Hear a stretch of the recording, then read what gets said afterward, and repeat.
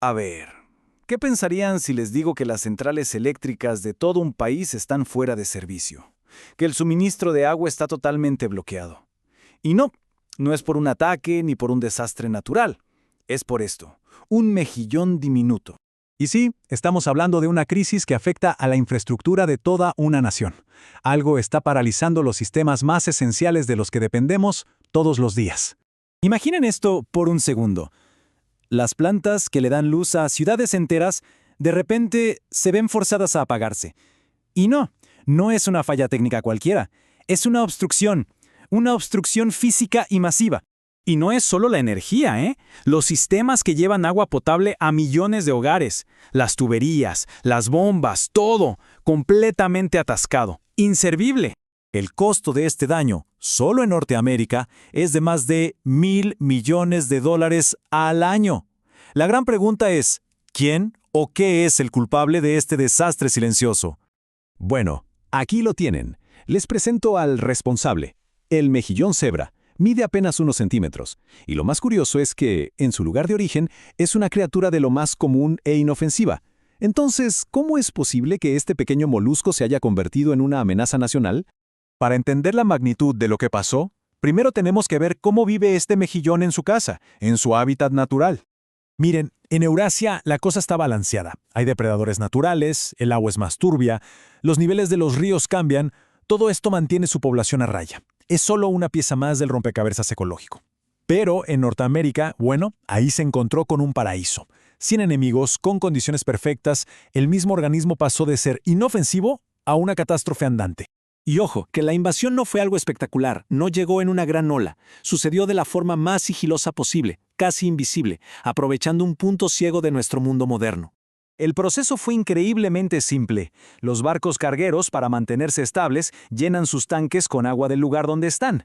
En esa agua iban las larvas de mejillón cebra, que son microscópicas, imposibles de ver a simple vista. Cruzaron el océano como polizones y en 1988 esa agua se soltó en los grandes lagos. Nadie se enteró de nada. Para cuando se encontró el primer mejillón adulto, la invasión ya era total e irreversible. ¿Y el resultado? Pues una explosión demográfica como pocas veces se ha visto. Se han llegado a medir densidades de hasta 700.000 mejillones por metro cuadrado.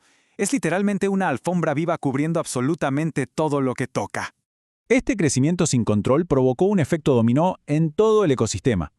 Como son filtradores súper eficientes, limpiaron el agua de plancton hasta dejarla cristalina. Suena bien, ¿verdad? Pues es terrible. Acabaron con la base de la cadena alimenticia, dejando sin comida a las especies nativas y en esencia rediseñaron por completo uno de los ecosistemas de agua dulce más grandes del planeta. Pero el verdadero impacto, el que lo elevó a nivel de desastre nacional, no fue solo el ecológico, fue el daño directo físico y tangible a nuestra propia infraestructura.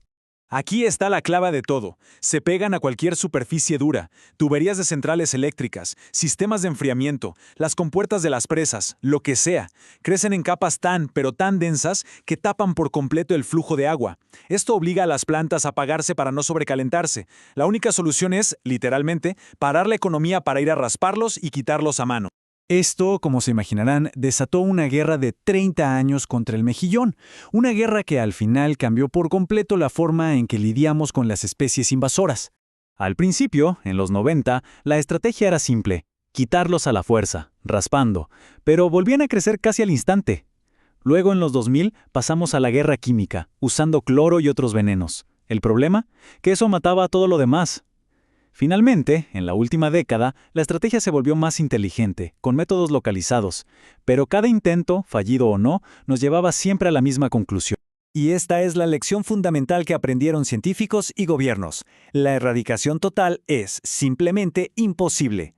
El mejillón cebra llegó para quedarse, así que el objetivo ya no es eliminarlo, sino aprender a convivir con él y gestionar sus daños de la mejor manera posible. Y esto nos lleva a un giro final en la historia. Hemos pasado todo este tiempo hablando del mejillón como el gran villano, pero ¿y si hemos estado mirando al culpable equivocado todo este tiempo?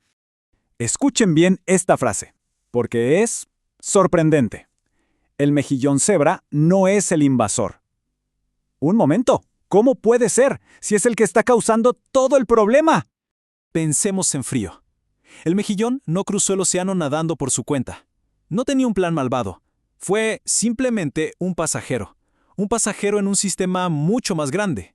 La invasión solo pudo ocurrir gracias a... Y ahí está la respuesta. El verdadero problema no fue el animalito, fue el sistema humano que lo transportó sin darse cuenta. La globalización, que conecta al mundo a una velocidad increíble, pero que en ese momento no tenía las reglas ni la visión para controlar sus consecuencias invisibles, como unas larvas microscópicas en el agua de un barco. Y esta es, quizás, la conclusión más potente de toda esta historia. El mejillón no fue un agresor, fue un síntoma. El síntoma de un problema mucho mayor. Un sistema global que creció tan rápido que no pudimos ni prever ni controlar sus efectos secundarios. Nosotros mismos creamos las condiciones perfectas para este desastre. Así que, al final, la pregunta queda en el aire.